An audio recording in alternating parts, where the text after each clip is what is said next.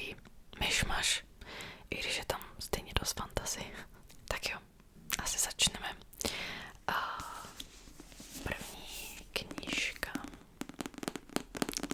se jmenuje Iluzie.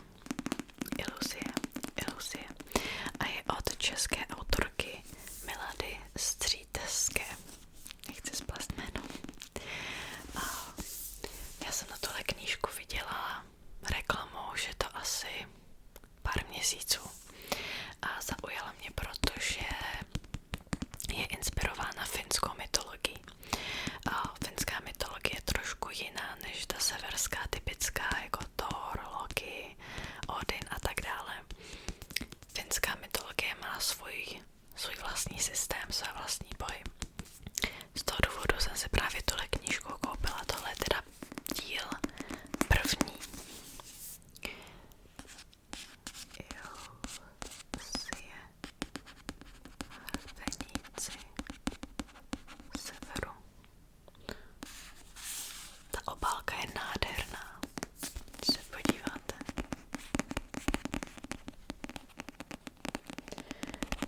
Já jinak moc nevím, o čem to je, takže vám přečtu asi zadní stranu. Sever zní rytmem harf a dunících sobích stát, rytmem šamanských bubnů a rytmem války. Civilizovaný svět už dávno zapomněl na to, že na severu žijí lidé. Lidé s podivnými zvyky, ještě podivnější řečí a toho po svobodě.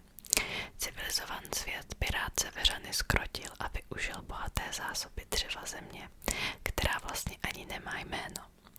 Fakt, že civilizaci jede na sever reprezentovat princezna Iluzijská, možná nic nezmění. A možná změní všechno.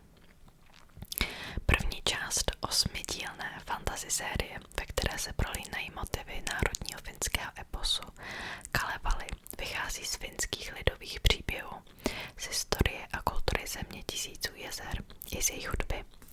Finsko se v příběhu stává bájnou Alatejou a jeho cesta k samostatnosti, k vzniku svobodné země a vlastnímu sebeurčení je skrytá v příběhu se zdánlivě pohádkovým laděním.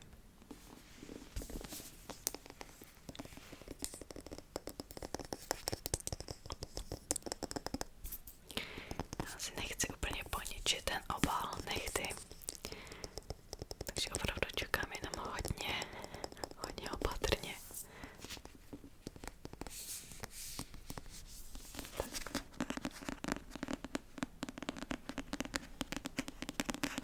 Tak, to je teda první knížka, na tohle jsem se opravdu těšila hrozně moc, takže jsem i čekala, než přijde, abych pak s ním mohla natáčet.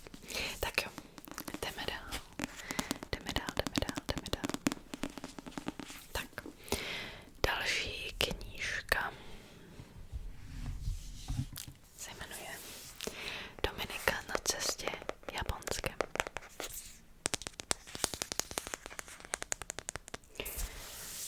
Tak já asi rovnou zase přečtu zadní stranu. Mimochodem tady je i mapa její cesty, jak právě putovala po Japonsku na motorce, předpokládám. Asi. A o tom, co tam zažila, koho potkala. Jsou tam i fotky uprostřed. Jestli vás zajímá Japonsko, tak určitě doporučuju.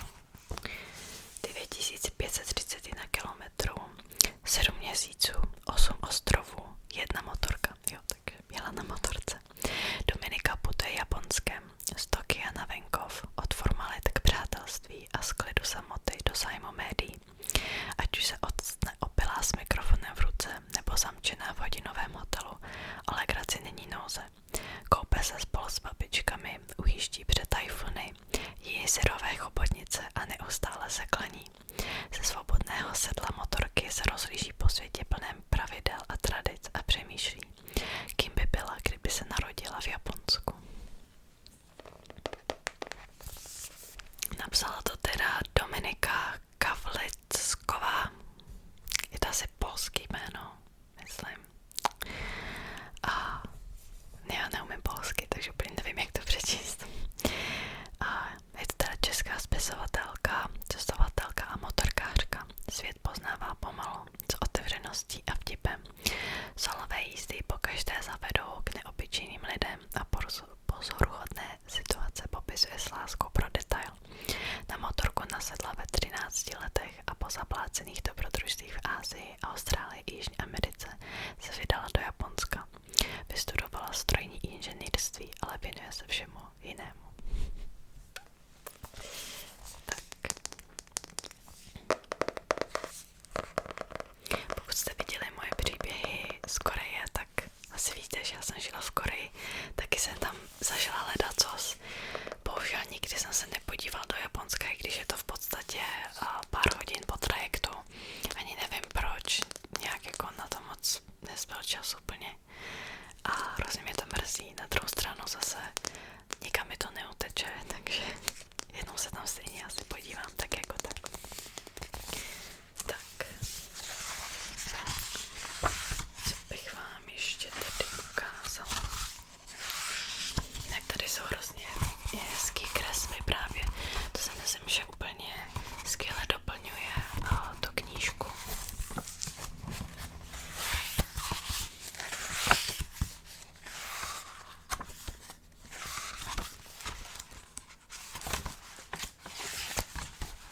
Tak třeba i tady. Jinak ona napsala ještě Dominika na cestě Jižní Amerikou. Tu knížku jsem zatím nečetla.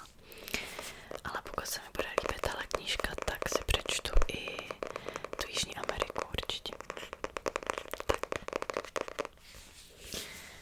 Další knížka, kterou tu mám, je klasika od Jane Austen. Já nemám ráda, když se přechylujou zahraniční příjmení Jane Austenová. No, Jane Austen prostě. Ta knížka se jmenuje Northangerské opatství.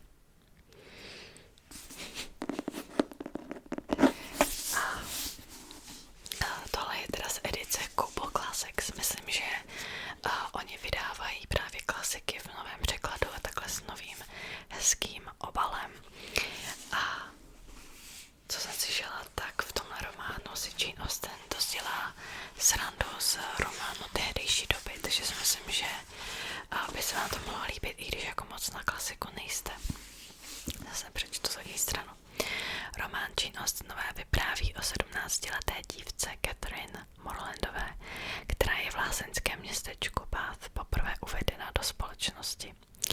Jde jako Bridgerton, jestli jste viděli ten seriál. Na plese se seznámí s okozujícím panem Tilneym.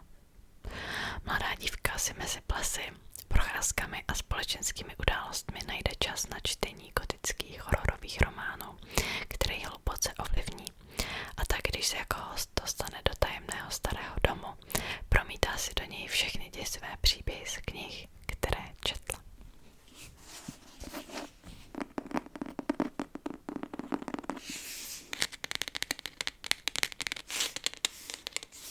Já mám hrozně ráda právě ťukání na hřbet knih. Doufám, že to není moc hlasitý, asi bych měla trochu dál od toho mikrofonu.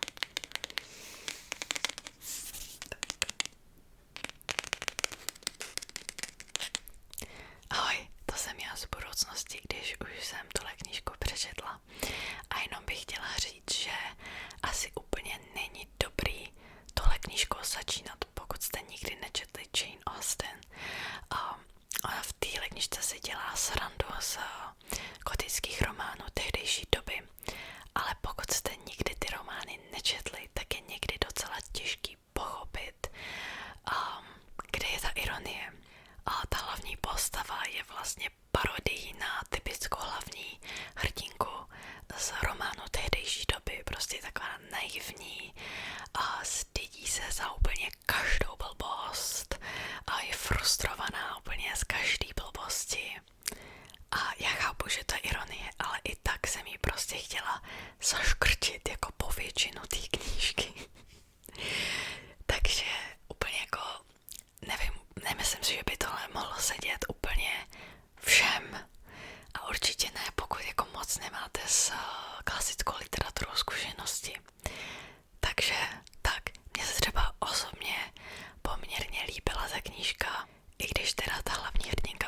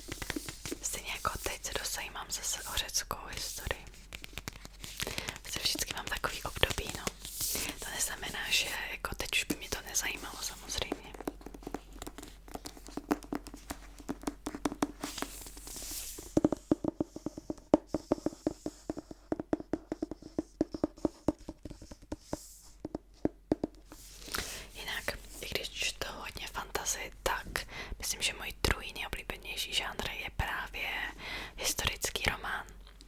Mě prostě fascinuje číst třeba i o obyčejných lidech, jak se jim žilo v určitý době.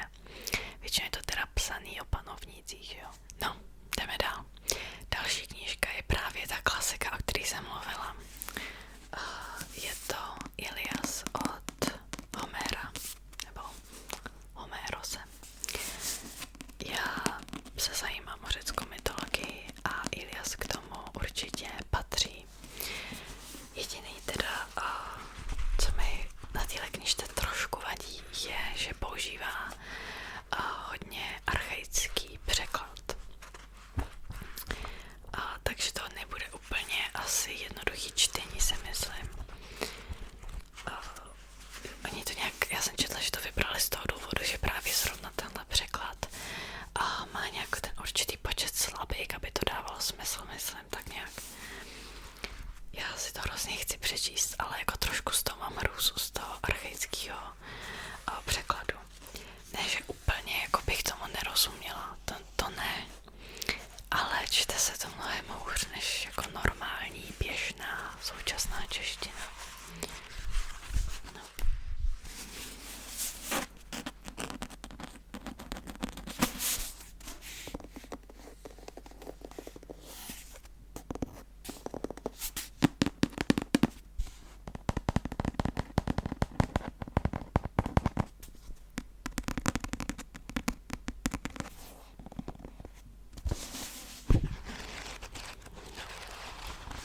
Já tady schválně přečtu kousek asi.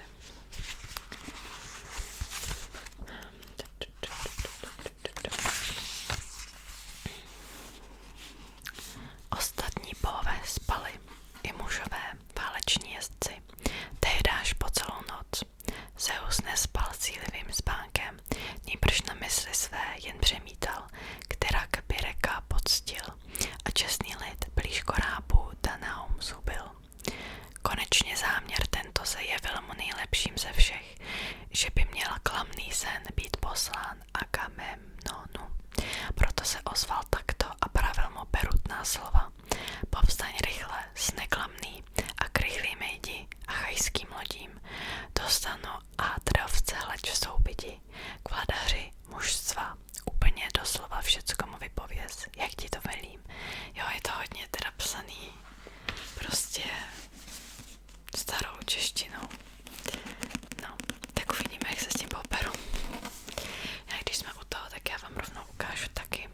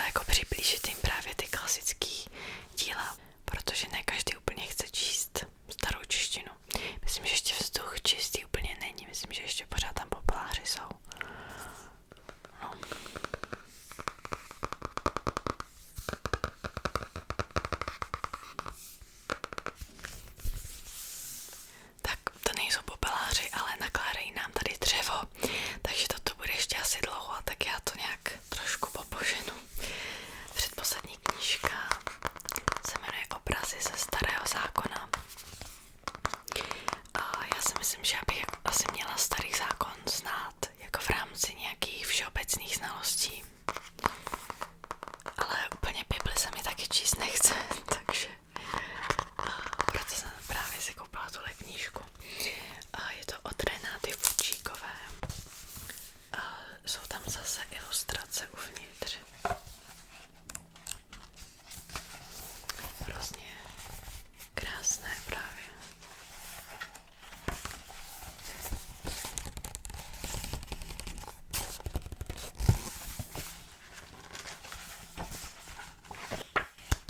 Tady taky. Zase vám zkusím přečíst tu zadní stranu, budu asi ťukat, abyste neslyšeli to dřevo. Pokusila jsem se převyprávět nádherné starověké příběhy předního východu, o prvním člověku, o potopě světa, o převysoké věži, o zničení spupných měst, o řevnivosti bratří. Spolu se vznešeným vyprávěním o stvoření světa se před námi otevírá kronika událostí, které tehdy prožívali obyčejní lidé. Ve starověku vodili stáda koz a ovcí po planinách nad Středozemním mořem, bránili své rodiny i území, báli se všemohoucího Boha a věřili v jeho ochranu. Dokážeme dnes porozumět poselství jejich příběhů. Není to snadné, proto jsem je převyprávila nejen slovem, ale i obrazem. Hledejte ve tvářích dávných hrdinů, v barvách výšivek, ve spleti postav, v krajinách, v mracích na obloze, v záři hvězd. Hledejte společně, děti i dospělí, čtěte, přemýšlejte a vyprávějte si. Že tahle knížka určitě není jenom pro děti. Já nejsem dítě, takže i kdyby byla, tak je to jedno. Čtení není omezeno věkem, že jo? No. Takže na tohle knížku se hrozně těším. Právě protože já moc jako neznám tyhle příběhy, tak mi přijde, že mám pak docela mezery ve vzdělání. A právě tahle populárně naučná forma je podle mě skvělá úplně. Tady je krásná třeba kresba.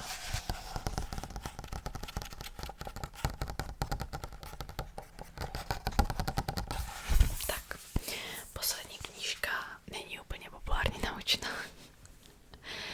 A je to knížka z Platóna teda. A tohle jsou jeho dialogy, myslím. Je to teda Charmides, Laches, Lysis a Theages. Já se docela zajímám o filozofii. Řekla bych, že jsem úplně začátečník teda. Něco už jsem přečetla, ale většinou v angličtině. Někdy bych řekla, že v angličtině je to snaží číst než třeba archaicky v češtině. Protože v angličtině většinou jako se snaží udělat dost dostupný překlad. Každopádně tohle je v češtině teda.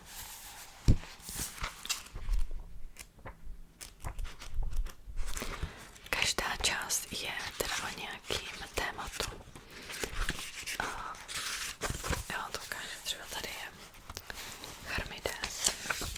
Je tam úvod, kde je vlastně autor těhle knížky, co to dal dohromady. Tam přímo vysvětlil, jako o co se bude jednat, kdo s kým mluví, protože někdy je docela těžký se v tom vyznat. Tady je třeba v dialogu Charmides rozmluvají Charmides a Krytia se Sokratem o tom, co je ta ctnost, kterou Řekové nazývají sofrosinem. Slovem rozumnost se vysťuje její význam jen přibližně. Vždycky je to prostě o nějakým tématu.